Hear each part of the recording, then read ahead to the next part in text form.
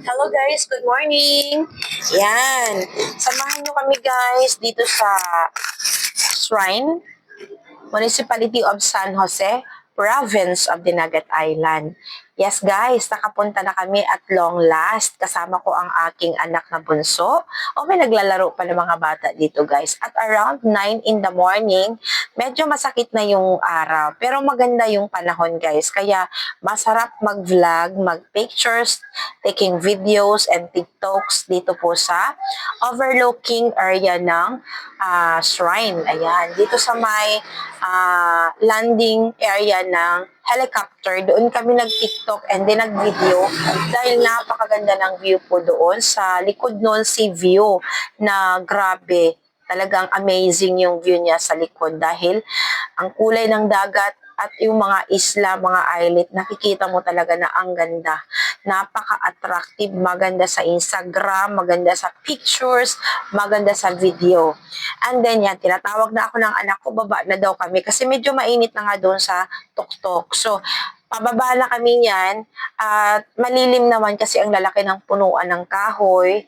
Then may simoy din ng hangin, hindi masyadong mainit na. Kaya ayan, naglakad kami papunta dyan sa baba na makikita mo na yung mga disenyo ng shrine at yung mismong building ng shrine. Ayan, ipapakita natin sa inyo. So, shout out sa aking mga viewers na taga ibang bansa or taga ibang lugar. Ito po yung famous na templo or shrine ng province of Dinagat Islands in honor of Divine Master Ruben E. Icleo Sr. So sila po talaga yung nagmamay-ari ng ganito kalaking building na parang Holy Land po. Ayan. Nagtitipon-tipon po dito ang mga tao, mga members niya, family niya, mga may posisyon sa PBMA tuwing May every year. So, dito sila nagtitipon-tipon, nagka-conference. So, bibo diri sa San Jose kapag May. Kasi maraming tao nagsisidatinga, nag-a-attend, nagsisidadalo ng kanilang yearly activities.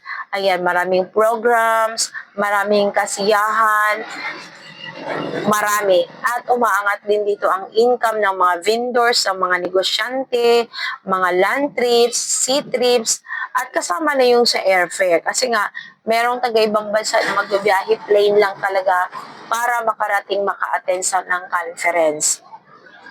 So, Bibo, napakasaya dito. Every May, yearly. At kami rin as, dinagat nun. Ayan. So, nakakapagtaka nga kahit dinagat nun kami, guys. First time namin maggala dito kasi hindi ka talaga basta-basta makapunta dito, guys, sa shrine. So, buti na nga, dire-diretso lang kami, hindi kami sinita. At tahimik naman din kami. At walang ibang tao kundi kami. Tapos, mga paangat na ng 10, ayun, may mga dumaan na isa, dalawang single na motor siguro na taking videos and pictures din sila na mamasyal. Pero kami ay mataas-taas na yung aming oras sa pagba-vlog, sa pagpi-pictures at pagbi-video. So in fact, pangalawang ikot ko na dito kasi nga tinawag ako ng mga elderly na mag-logbook daw ako at meron donation. So, binigyan ko naman. Hindi naman siya big deal kasi pinayagan naman ako mag-ikot, mag-vlogs, mag-pictures. Hindi ko nga lang finocus talaga yung may logo kasi bawal din as a vlogger na i-focus mo yun. Kinat ko yung iba talaga na hindi maiiwasan. Kinat ko talaga, sayang. Pero bawal kasi as creators na mag-focus ka ng mga logo.